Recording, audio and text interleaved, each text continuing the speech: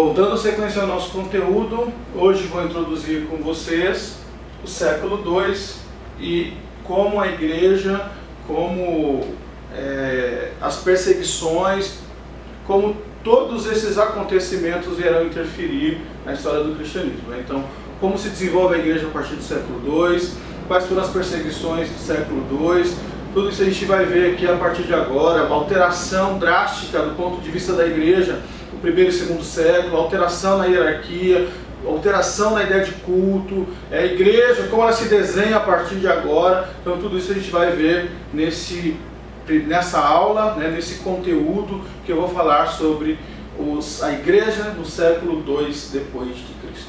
Ok? Bom, vamos lá, 2 itens então para a gente iniciar aqui.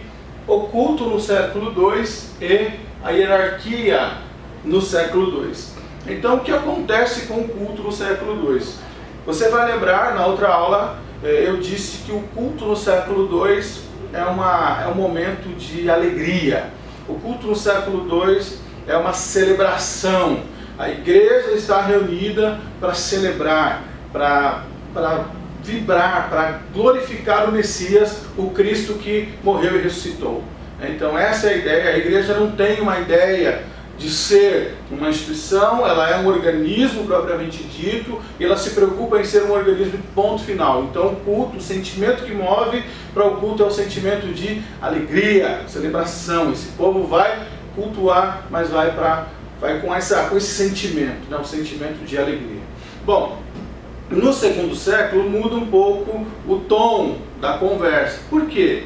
Porque a perseguição é real, a perseguição é fato, não dá mais para fugir dessa realidade, não tem como fugir. Então ser cristão no segundo século implica dizer que é ser perseguido, implica dizer que a qualquer momento você pode morrer, implica dizer que a qualquer momento a sua vida pode chegar ao fim, Então não dá para imaginar um culto totalmente de celebração. Há sim uma celebração, mas há também uma reflexão, há também um pesar, E essas são as palavras de Justo Gonzalez. Ele vai dizer, olha, o culto acontece, mas há uma reflexão, há um momento reflexivo por parte da igreja. A igreja agora vive, mas ela sabe que a qualquer momento a vida pode chegar ao fim. Então esse é o contexto do culto, E a hierarquia? A hierarquia dá uma alterada. Por que dá uma alterada?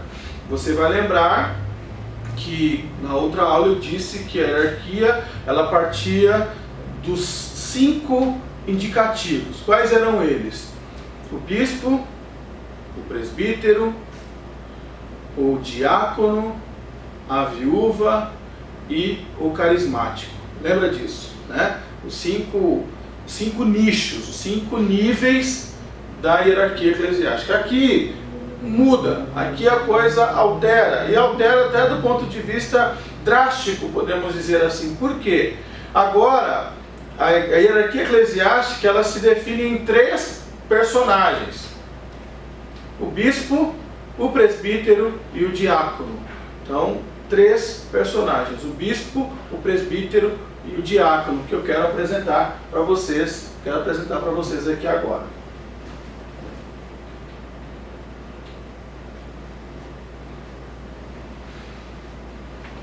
Olha aí, bispos, presbíteros e diáconos. Qual a grande diferença aqui? Bom, a diferença aqui é que o bispo, no primeiro século, ele tinha uma característica de ser um administrador local. Então ele trabalhava, a sua energia era gasta na igreja local. Então ele usava todos os seus recursos para trabalhar na igreja local. Ele administrava uma igreja, uma congregação, uma comunidade, vamos dizer assim. Aqui no segundo século não. No segundo século ele passa a ter uma característica de líder de uma região. Então ele agora não é responsável por uma igreja, ele é responsável por um grupo de igrejas. Então ele não é só um bispo local, ele é um bispo que tem um alcance regional. Isso é importante, porque aqui vai surgir uma nomenclatura Martin Dreher usa a seguinte nomenclatura: episcopado monárquico. Justo Gonzalez vai chamar de sucessão apostólica. Então, dependendo de quem você vai ler aí, N fontes que existem, você pode encontrar tanto episcopado monárquico como sucessão apostólica. Trata-se da mesma situação, não tem como fugir, não tem como ser diferente, ok? Então, episcopado monárquico e sucessão apostólica é a mesma coisa, é a mesma ideia, na prática funciona da mesma forma, beleza?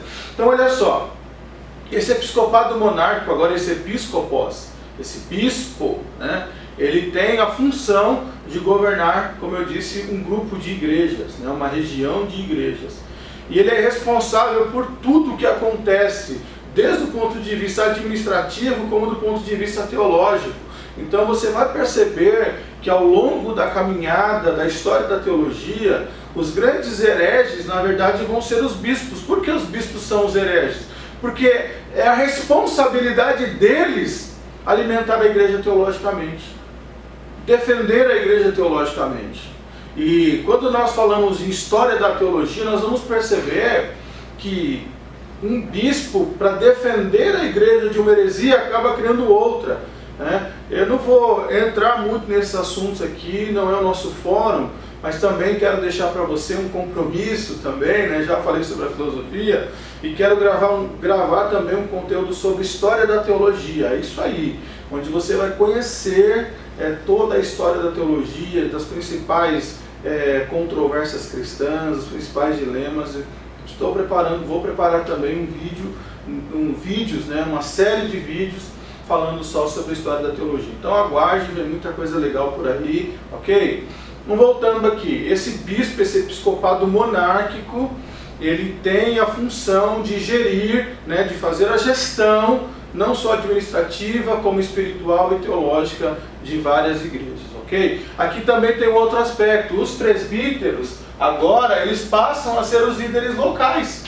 Então, aquele cargo que era ocupado pelos bispos, no primeiro século, que era o de administração da congregação, ou administração da igreja local, administração daquela comunidade cristã, agora essa responsabilidade é a responsabilidade dos presbíteros. Então são eles que fazem todo esse contato, todo esse intercâmbio, né? Esse meio de campo entre o bispo e a igreja.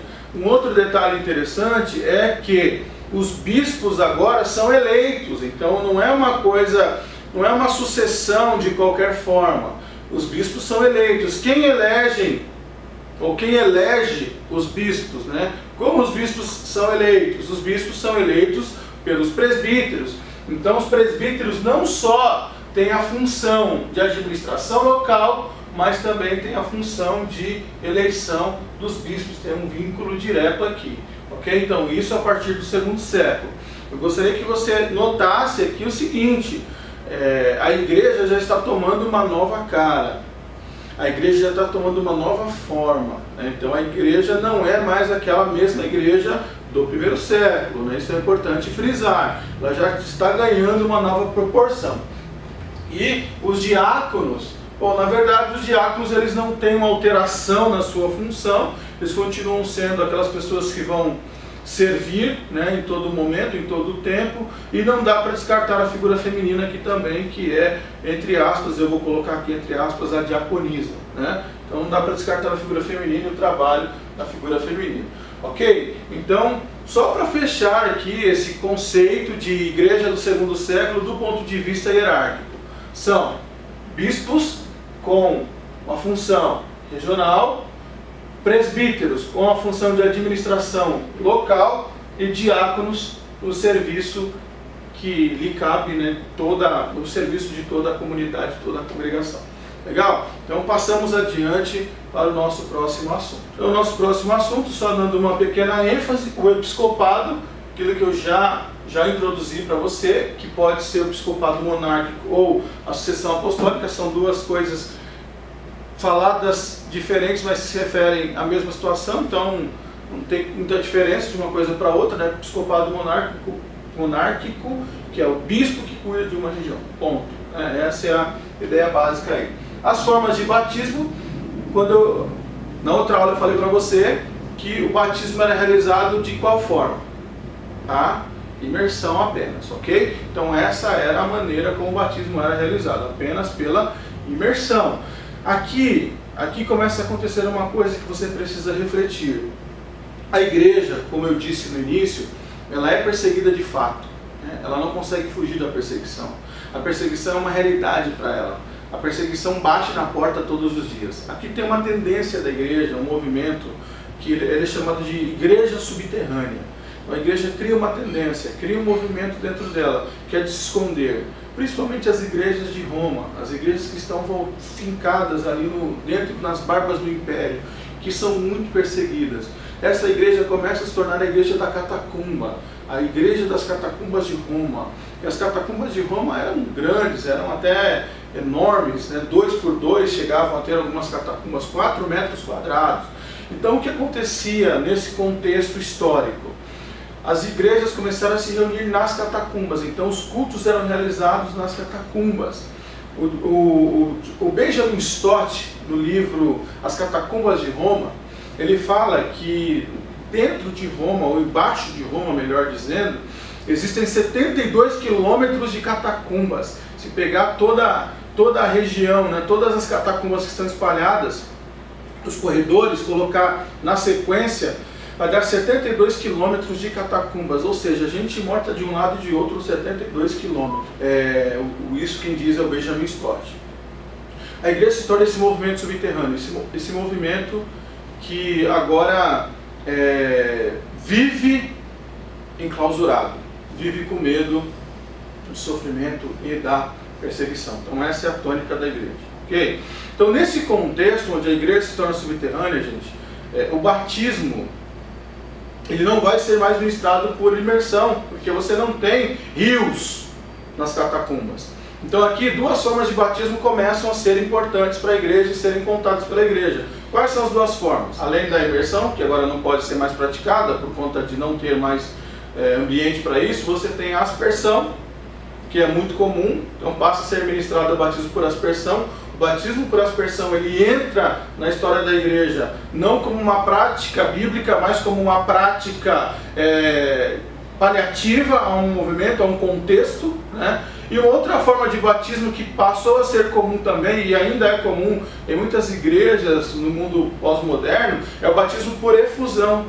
Efusão ou afusão. É uma forma de batismo também que a igreja praticava, onde o candidato ao batismo entra na água com água até o joelho, não tem mais água para isso, né? Não tendo mais água em condição para imergir a pessoa, então ele ajoelha ali e é colocado sobre a cabeça dele canecas com água em nome do Pai, do Filho e do Espírito Santo. Então ele é molhado, né? Molha a cabeça com essa caneca d'água e é batizado assim. Então são essas duas formas de batismo, na verdade que são batismo que são introduzidos na liturgia eclesiástica por uma questão de alternativa, porque para a igreja o que importava era batizar as pessoas, a forma, né, não era muito questionado, o problema está na essência. Qual é a essência? A essência é batizar os membros, batizar os crentes para que eles consigam herdar o reino dos céus, né? Então em síntese é isso, e eles praticavam o batismo, tá? Com relação ao batismo, existe uma outra característica também importante que eu preciso enfatizar para vocês. O batismo, como eu disse no primeiro século, ele era praticado uma vez por ano, então era uma festa exclusiva uma vez por ano. Aqui a partir do segundo século não, vão estabelecendo novas datas, até 2 vezes por ano, 3 vezes por ano, e em alguns momentos chegou até 4 vezes por ano. Então depende muito, mas passou de uma, né?